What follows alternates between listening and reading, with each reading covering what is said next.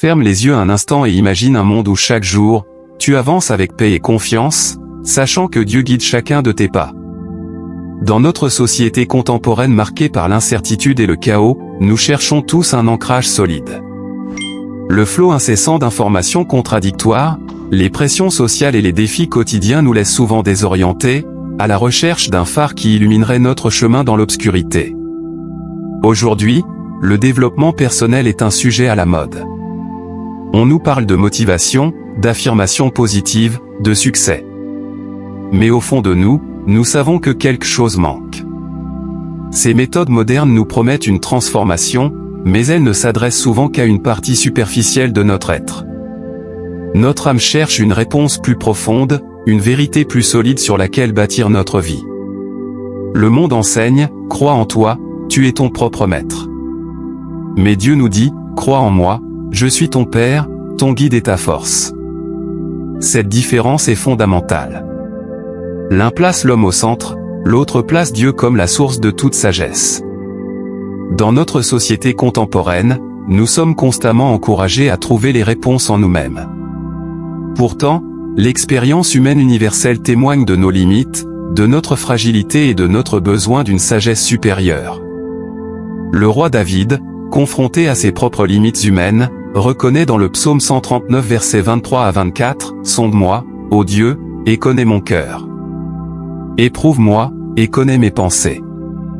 Regarde si je suis sur une mauvaise voie, et conduis-moi sur la voie de l'éternité. » David, malgré sa position royale, comprenait que sa propre sagesse était insuffisante et qu'il avait besoin de la direction divine. Dans Proverbes, chapitre 3 versets 5 à 6, la parole de Dieu nous recommande, « Confie-toi en l'Éternel de tout ton cœur, et ne t'appuie pas sur ta propre intelligence, reconnais-le dans toutes tes voies, et il aplanira tes sentiers. » Ce passage biblique contient une promesse extraordinaire, lorsque nous acceptons de ne pas nous fier uniquement à notre compréhension limitée et que nous reconnaissons Dieu dans chacune de nos décisions, il s'engage à aplanir notre chemin. Non pas à éliminer tous les obstacles, mais à nous donner la force et la sagesse nécessaires pour les surmonter. Aujourd'hui, nous allons découvrir 3 principes divins qui changent une vie. 1. Transformer son esprit. 2. Chercher la sagesse. 3. Agir avec foi. Pour bien comprendre ces principes spirituels, prépare ton cœur, et laisse la parole de Dieu t'éclairer. Ces principes ne sont pas simplement des concepts théoriques, mais des vérités pratiques qui, lorsqu'elles sont appliquées avec sincérité, produisent un changement réel et durable. Nos pensées façonnent notre réalité. Si nous nourrissons notre esprit de doute, de peur et de mensonges, comment pouvons-nous espérer avancer dans la paix? Notre esprit est comparable à un jardin, ce que nous y plantons finira par produire une récolte correspondante. Si nous y laissons croître les mauvaises herbes du négativisme, du découragement et de l'amertume, notre vie en sera inévitablement affectée. Jésus lui-même enseignait cette vérité dans Marc 7 versets 21 à 23, car c'est du dedans, c'est du cœur des hommes, que sortent les mauvaises pensées, les adultères, les impudicités, les meurtres, les vols, les cupidités, les méchancetés, la fraude, le dérèglement, le regard envieux, la calomnie, l'orgueil, la folie. Toutes ces choses mauvaises sortent du dedans, et souillent l'homme. Ce que nous entretenons dans notre esprit finit inévitablement par se manifester dans nos paroles et nos actions. Romains 12 verset 2 nous rappelle, « Ne vous conformez pas au siècle présent, mais soyez transformés par le renouvellement de votre intelligence. » Laisse cette parole résonner en toi. Si nous voulons grandir, nous devons remplir notre esprit de la vérité de Dieu. Cette transformation ne se produit pas instantanément. Elle résulte d'un processus quotidien de renouvellement, où nous choisissons délibérément de remplacer les mensonges du monde par les vérités éternelles de Dieu.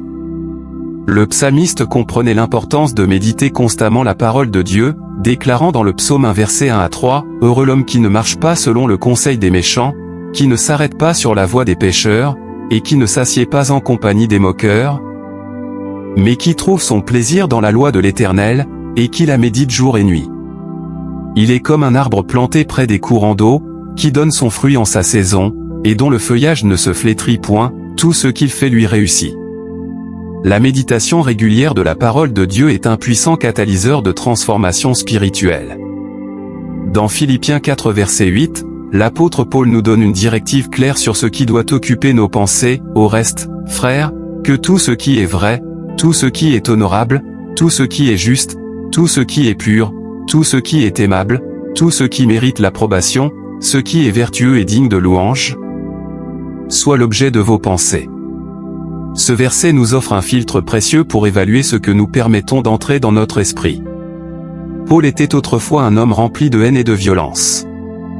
Convaincu qu'il servait Dieu, il persécutait avec acharnement les premiers chrétiens, approuvant même leur exécution. Mais sur le chemin de Damas, une lumière l'a touché, et son cœur a changé. Cette lumière, c'est Jésus-Christ. Paul lui-même décrit sa transformation dans Galates 1 verset 13 à 16, « Vous avez su, en effet, quelle était autrefois ma conduite dans le judaïsme, comment je persécutais à outrance et ravageais l'Église de Dieu, et comment j'étais plus avancé dans le judaïsme que beaucoup de ceux de mon âge et de ma nation, étant animé d'un zèle excessif pour les traditions de mes pères. Mais, lorsqu'il plut à celui qui m'avait mis à part dès le sein de ma mère, et qui m'a appelé par sa grâce, de révéler en moi son Fils, afin que je l'annonçasse parmi les païens. » Dans la deuxième lettre de Paul aux Corinthiens chapitre 5 verset 17, il est écrit que, si quelqu'un est en Christ, il est une nouvelle créature. Les choses anciennes sont passées, voici, toutes choses sont devenues nouvelles. La transformation de Paul ne s'est pas limitée à un changement d'opinion. Sa rencontre avec Jésus a radicalement modifié sa vision du monde, ses valeurs, ses priorités et sa mission. D'un persécuteur impitoyable, il est devenu un défenseur passionné de l'Évangile, prêt à endurer les souffrances pour répandre la bonne nouvelle de Jésus-Christ. Si Dieu a pu transformer Paul, il peut te transformer toi aussi. Tout commence par une décision, laisser Dieu renouveler ton esprit. Cette transformation n'est pas superficielle, elle touche les fondements même de notre identité et de notre vision du monde. Un autre exemple frappant de transformation est celui de l'apôtre Pierre. Avant la crucifixion de Jésus, Pierre avait juré qu'il serait prêt à mourir pour son maître. Pourtant, quelques heures plus tard, il renia Jésus 3 fois, submergé par la peur. Mais après la résurrection et la Pentecôte, nous voyons un Pierre complètement transformé, proclamant hardiment l'Évangile devant les mêmes autorités qu'il craignait auparavant. Le contraste est saisissant entre le Pierre qui tremble devant une servante dans la cour du grand prêtre et le Pierre qui proclame avec audace dans Actes 4 versets 19 à 20, « Jugez s'il est juste, devant Dieu, de vous obéir plutôt qu'à Dieu, car nous ne pouvons pas ne pas parler de ce que nous avons vu et entendu. » Cette transformation ne peut s'expliquer que par la puissance rénovatrice de l'Esprit de Dieu. Quelle est la chose la plus précieuse sur cette terre? L'or? La reconnaissance?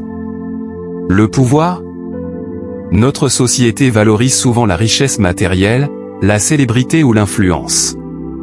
Mais la Bible nous présente une échelle de valeurs différentes. Dans Proverbes chapitre 4 verset 7 il est écrit que « La sagesse est la chose principale, acquiert la sagesse, et avec tout ce que tu possèdes, acquiert l'intelligence. » Dieu ne veut pas seulement que nous survivions, mais que nous vivions avec discernement, avec clarté, avec un esprit éclairé par sa lumière. La sagesse divine va bien au-delà de l'accumulation de connaissances ou de l'intelligence humaine. Elle implique la capacité de voir les situations à travers le regard de Dieu et de prendre des décisions alignées sur ses valeurs. Job, au milieu de ses souffrances indicibles, réfléchissait profondément sur la nature de la sagesse. Dans Job 28 versets 12, 13 et 23, il médite « Mais la sagesse, où se trouve-t-elle ? Où est la demeure de l'intelligence ? L'homme n'en connaît point le prix, elle ne se trouve pas dans la terre des vivants. C'est Dieu qui en sait le chemin, c'est lui qui en connaît la demeure. » Job comprenait que la véritable sagesse ne peut être trouvée que dans une relation intime avec le Créateur. Proverbe 9 verset 10 nous révèle la source de cette sagesse, le commencement de la sagesse, c'est la crainte de l'Éternel, et la science des saints, c'est l'intelligence. La crainte dont il est question ici n'est pas une peur paralysante, mais un profond respect et une reconnaissance de qui est Dieu. C'est cette perspective qui nous permet d'accéder à une sagesse supérieure à la simple logique humaine. Salomon aurait pu demander richesse et pouvoir, mais il a choisi la sagesse. Voici comment il a prié dans le livre de 1 Roi chapitre 3 verset 9, « Accorde donc à ton serviteur un cœur intelligent pour juger ton peuple et pour discerner le bien du mal. » Connaissant le cœur de Salomon, Dieu lui a donné bien plus que ce qu'il a demandé. Il ne suffit pas de croire. Il faut aussi agir. La foi biblique n'est jamais passive, elle se manifeste toujours par des actions concrètes qui témoignent de notre confiance en Dieu. La lettre de Jacques au chapitre 2 verset 26 nous dit que « La foi sans les œuvres est morte ». Si tu crois que Dieu a un plan pour toi, alors marche dans cette direction. Fais un pas. Et regarde Dieu ouvrir le chemin devant toi. La véritable foi n'attend pas d'avoir toutes les réponses avant d'avancer, elle fait confiance à Dieu pour éclairer le chemin au fur et à mesure que nous avançons. Dans Josué 3 verset 13, les sacrificateurs portant l'arche de l'Alliance recevaient cette instruction concernant la traversée du Jourdain, et dès que les sacrificateurs qui portent l'arche de l'Éternel, le Seigneur de toute la terre, poseront la plante des pieds dans les eaux du Jourdain, les eaux du Jourdain seront coupées, les eaux qui descendent d'en haut, et elles s'arrêteront en un monceau. Remarquez l'ordre des événements, les sacrificateurs devaient d'abord poser leurs pieds dans l'eau avant que le miracle ne se produise. La foi exige souvent que nous fassions le premier pas avant de voir l'intervention divine. Hébreux 11 verset 1 définit la foi comme une ferme assurance des choses qu'on espère, une démonstration de celles qu'on ne voit pas. Cette foi nous permet d'agir en fonction de réalités spirituelles que nos yeux ne peuvent pas voir, mais que notre cœur sait être vrai. David n'était qu'un berger, mais il savait qui était son Dieu. Face au géant Goliath, qui terrorisait l'armée d'Israël, David n'a pas hésité à relever le défi, arme seulement de sa fronde et de sa foi inébranlable. « Mais tu viens à moi avec l'épée et la lance, moi, je viens à toi au nom de l'Éternel. » 1 Samuel 17 verset 45. Ce qui rendait David différent de tous les soldats israélites, ce n'était pas son habileté au combat, mais sa perspective. Alors que les autres soldats voyaient un géant trop grand pour être vaincu, David voyait un adversaire trop grand pour manquer la cible. Avec une simple fronde et une grande foi, il a terrassé Goliath. Dieu veut faire de toi un vainqueur, si tu lui fais confiance. Cette histoire illustre parfaitement comment la foi authentique nous pousse à l'action, même face à des obstacles qui semblent insurmontables. Abraham est souvent appelé le père de la foi dans les Écritures. Sa vie illustre magnifiquement ce que signifie agir selon la foi. Lorsque Dieu lui a demandé de quitter son pays, sa parenté et la maison de son père pour aller vers un pays inconnu, Hébreux 11 verset 8 nous dit qu'Abraham partit sans savoir où il allait. La foi d'Abraham fut mise à l'épreuve de manière encore plus drastique lorsque Dieu lui demanda de sacrifier son fils Isaac, l'enfant de la promesse. Hébreux 11 verset 17 à 19 nous révèle la pensée d'Abraham, c'est par la foi qu'Abraham offrit Isaac, lorsqu'il fut mis à l'épreuve, et qu'il offrit son fils unique, lui qui avait reçu les promesses, et à qui il avait été dit, en Isaac sera nommé pour toi une postérité. Il pensait que Dieu est puissant, même pour ressusciter les morts, aussi le recouvra-t-il par une sorte de résurrection. Plus tard, lorsque Dieu lui promit un fils dans sa vieillesse, il ne douta point, par incrédulité, au sujet de la promesse de Dieu, mais il fut fortifié par la foi, donnant gloire à Dieu. Romains 4 verset 20. La foi d'Abraham n'était pas une simple croyance intellectuelle, elle s'est manifestée par une obéissance concrète aux directives divines. Ces trois principes, transformer son esprit, chercher la sagesse et agir avec foi, forment ensemble un puissant cadre pour une vie alignée sur les principes divins. Ils ne fonctionnent pas isolement, mais s'enrichissent mutuellement. Lorsque nous transformons notre esprit par la parole de Dieu, nous devenons plus réceptifs à sa sagesse. Cette sagesse divine éclaire notre chemin et nous donne la confiance nécessaire pour agir avec foi. À son tour, chaque acte de foi renforce notre transformation spirituelle et approfondit notre sagesse. L'apôtre Paul comprend cette interconnexion, déclarant dans Colossiens 1 verset 9 à 10, « C'est pour cela que nous aussi, depuis le jour où nous en avons été informés, nous ne cessons de prier Dieu pour vous, et de demander que vous soyez remplis de la connaissance de sa volonté, en toute sagesse et intelligence spirituelle, pour marcher d'une manière digne du Seigneur et lui être entièrement agréable, portant des fruits en toutes sortes de bonnes œuvres et croissant par la connaissance de Dieu. » Dans 2 Pierre 1 verset 5 à 8, l'apôtre décrit ce processus de croissance spirituelle. À cause de cela même, faites tous vos efforts pour joindre à votre foi la vertu, à la vertu la science, à la science la tempérance, à la tempérance la patience, à la patience la piété, à la piété l'amour fraternel, à l'amour fraternel la charité. Car si ces choses sont en vous, et y sont avec abondance, elles ne vous laisseront point oisifs ni stériles pour la connaissance de notre Seigneur Jésus-Christ. Joseph d'Arimathée incarne l'application harmonieuse de ces trois principes. Membre du Sanhédrin, il avait transformé son esprit en devenant disciple de Jésus, bien que secrètement par crainte des Juifs. Il manifestait la sagesse divine en discernant la vérité des enseignements de Jésus malgré l'opposition de ses collègues. Enfin, après la crucifixion, il agit avec une foi courageuse en demandant à Pilate le corps de Jésus pour lui donner une sépulture digne. Marc 15 verset 43 nous dit, Joseph d'Arimathée, conseiller de distinction, qui attendait aussi le royaume de Dieu, arriva, et osa se rendre vers Pilate, pour demander le corps de Jésus. Ce moment décisif transforma un disciple secret en un témoin public de sa foi, illustrant comment ces trois principes peuvent converger pour produire un acte de courage spirituel dans les moments critiques. Pour résumer, retiens donc les trois principes que nous avons évoqués. Transforme ton esprit par la parole de Dieu. Cherche la sagesse avant toute chose. Mets ta foi en action, car Dieu marche avec toi. Ésaïe 43 verset 19 nous rappelle que Dieu est constamment à l'œuvre pour faire une chose nouvelle dans nos vies. Voici, je vais faire une chose nouvelle, sur le point d'arriver, ne la connaîtrez-vous pas? Je mettrai un chemin dans le désert, et des fleuves dans la solitude.